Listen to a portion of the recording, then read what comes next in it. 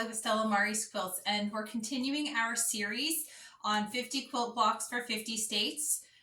The information for this book is in the description, so please check that out. Today we are doing the block for Arizona, so let's go ahead and jump right in and get started. The first section of this block that we're going to make are some flying geese. We're going to need 4 of them. So I have my 2 by 3.5 inch rectangles of the dark, and then I have 2-inch squares of my light. I'm going to start by drawing diagonal line on my lights from the back side, corner to corner.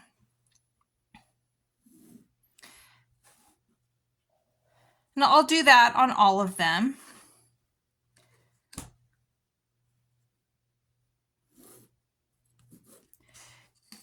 And I'm going to take my rectangles, and on all 4 of my rectangles, I'm going to just on one corner place my square. Then I'm going to sew on the line going across corner to corner on all 4. When I come back, we'll check that it's square, trim, and then repeat the process on the other side.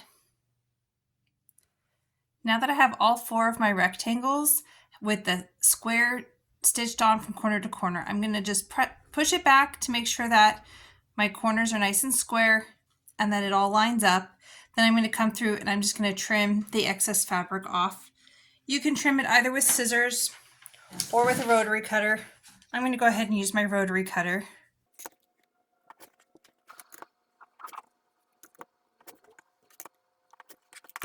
And then we're just going to press this back.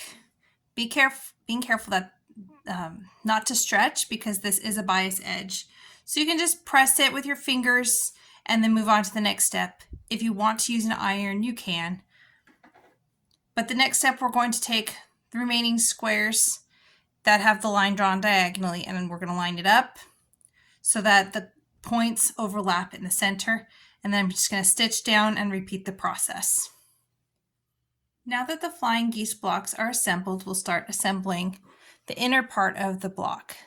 For that, we're going to put our flying geese around the center square.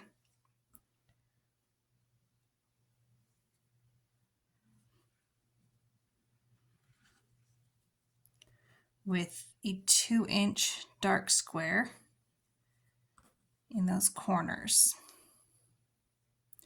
I'm going to go ahead and just sew this together just like a 9-patch with each row, and then sew the rows together. And that's the center of the block all pieced together. So next we're going to work on the blocks that go around the outside. Now we're going to take our light rectangles that are 1.5 by 4, and we're going to divide them into 2 stacks with 4 in each stack.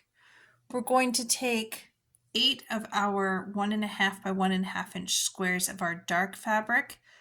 We'll draw a line from corner to corner on the back of each, and then we're going to sew these onto the lights in opposite directions. With the line drawn from corner to corner, we're going to line these with our light rectangles. 4 of them will go from the upper left to the bottom right, and 4 of them will go from the upper right to the bottom left, so that they're in opposite directions. I'm going to go ahead and sew those on, and I'll be right back. All right, so I've added those squares to the corners, and I've trimmed off the extra fabric and pressed them back. So now I have 4 with the square with the triangle on the right and 4 with the triangle on the left. The next thing I'm going to do is I'm going to take 4 of these are 3-inch squares. I'm going to cut them diagonally so that we have 8 triangles.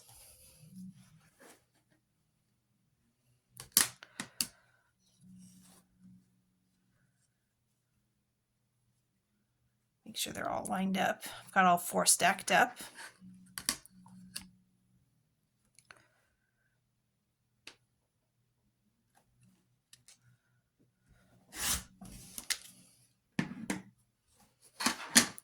Now I'm going to attach these triangles to our rectangles on the light side of the arrangement.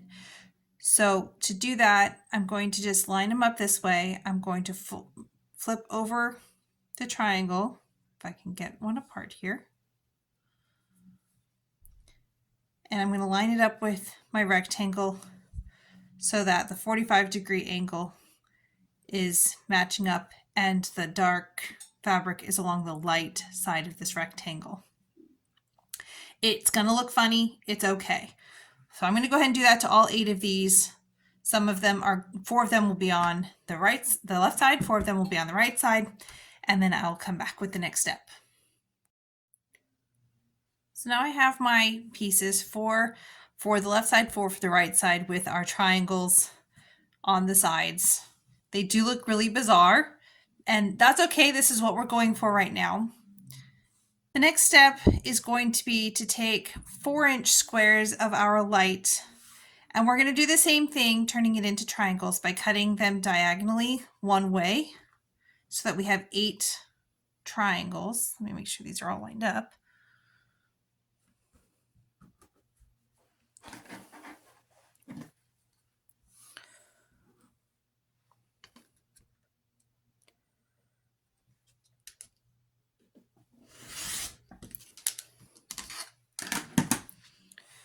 And now we're going to take these triangles and we're going to attach them to these pieces here.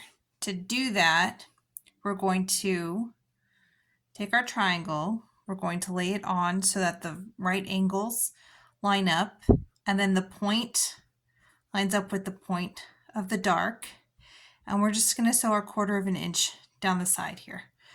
We will then trim the excess fabric and press it open. After you've sewn down that side of the diagonal, your piece is going to look like this with this funky tail hanging out.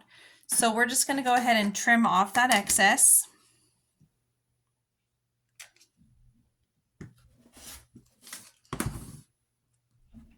And open it up. And this is what your piece looks like when it's done. You'll have 4 going this direction and 4 going the opposite. Go ahead and press it back and trim off your little dog ears if you choose. The last section of the block that we need to do is going to be using a 3.5-inch square, and we're going to be snowballing the corners of this square. The first corners we're going to snowball are 2 opposite sides with a 1.5 by 1.5 inch square on each. So I've already drawn a line from corner to corner on these, and I'm just going to take all 4 of my squares and add my snowballs to the sides and then come back. The corners are now snowballed, and I've trimmed off the excess fabric and pressed them back. The next step is to take a 2.5-inch square. We'll draw a line from corner to corner, and then we'll snowball one of the remaining corners of this square. So we'll just sew on the line from corner to corner on all of these and then be back.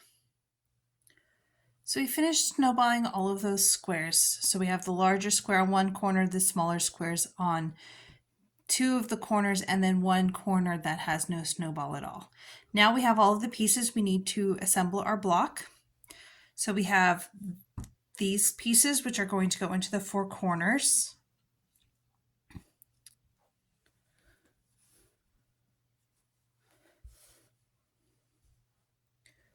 We have our center that we pieced at the beginning.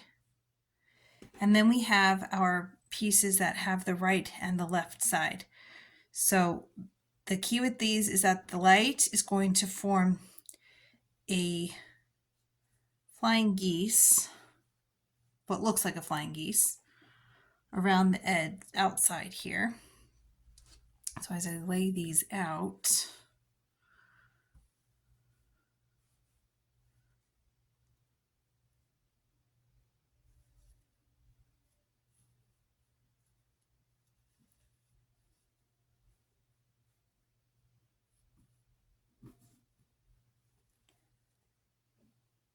okay. So what I'm going to do to assemble this is I'm going to sew these two together, so I have a flying geese for both sides. I'll sew them to the center, and then I'll sew the top and bottom rows together, and then sew the top and the bottom to the center as well. And here's the completed Arizona block. I hope you enjoyed this tutorial, and I hope you continue to share this journey with us as we continue through all of our 50 states. Please make sure you subscribe so you don't miss out when something new is released, and we hope to see you again next time. Happy quilting!